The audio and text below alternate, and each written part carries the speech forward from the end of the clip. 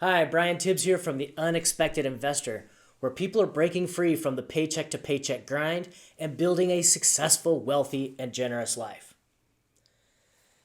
The number one thing that is keeping typical Americans outside of the wealthy class, keeping them locked out of building true wealth, is our primary residence, our home. More specifically, it's the debt burden that we are carrying on our home.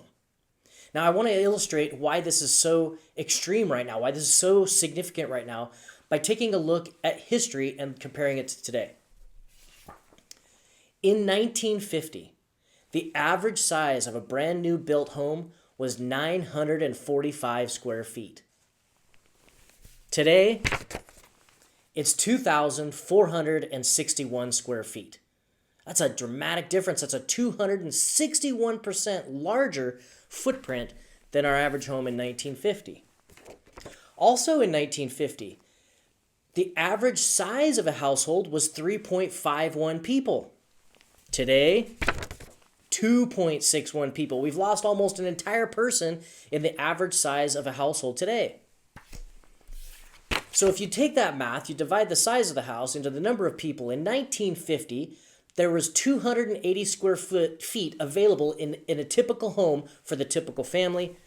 Today, there's 945 square feet available for the typical person in the typical house, which very interestingly is the same size as the entire house in 1950. So in other words, what we are saying now is, I need an entire house for every single person that's living in my family. Why is this the case? Why have we mansionized housing for an average middle-class family? Why has this happened? Well, I see that there's three primary reasons. Number one, in 1950, the typical mortgage was only 20 years long, and today it's 30 years. So we're pushing those payments out, which makes the payments a little bit smaller, which enables us to qualify for a bigger house. Number two, in 1950, almost all families, even if they had multiple adults in the household, the only one person was working full-time and was the primary breadwinner. Today, it's almost universal that the second adult is working at least half-time, if not full-time as well. And when you go to the bank with two full-time salaries, the banker licks his chops and says, now you can afford a bigger house. Which brings me to number three. Number three, and the biggest and the most problematic reason why we have mansionized our primary residence is because we have this mentality in our culture, buy now, pay later. And we don't even really think about have you ever done the math as to how old you will be when your mortgage is paid off? 30 years from now? If you're 50 years old, you'll be 80 years old when your mortgage pays off. Do you think that you're going to have the same energy and drive when you're 80 that you do today to do the work that you do every day to be able to sustain those payments? I think that our short-sighted nature, our culture of consumption is the primary driver of why we have these massive houses and these massive mortgage payments.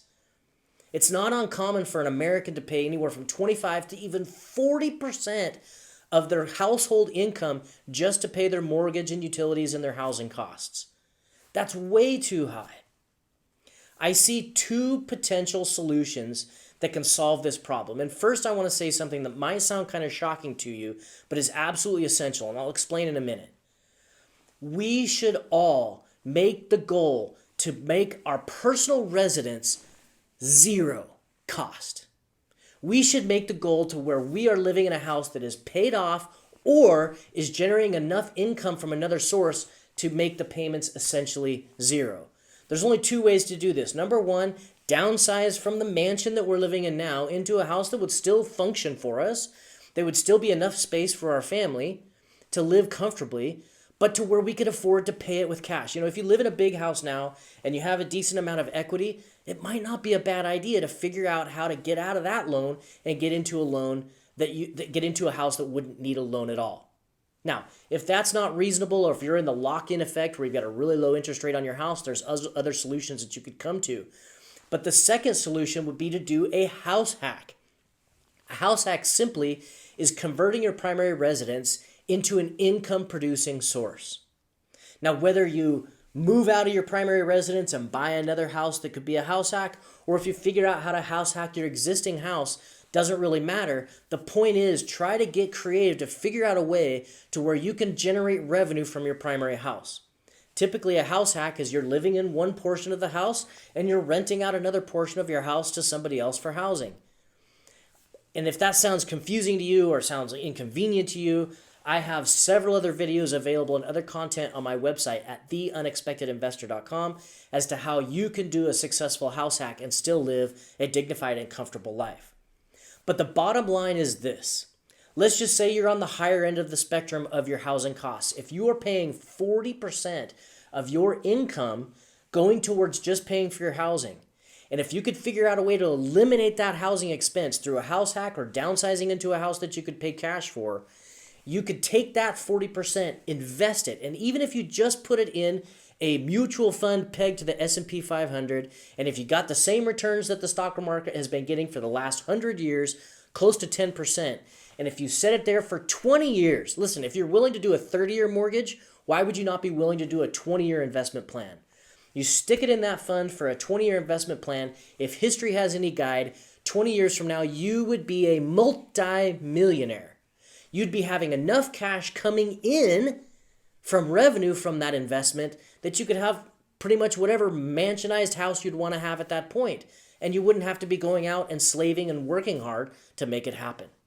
So the ultimate goal on your housing should be eliminate that cost to zero, take that money that you were wasting on mortgage and apply it to investing so that you can build a successful, wealthy, and generous life. If any of this sounds interesting or confusing, or you want more information, or you want to talk about this more, reach out to me. You can find me at theunexpectedinvestor.com on the website, click the connect button, or on any of the social media at Unexpected Investor. I would love to talk with you.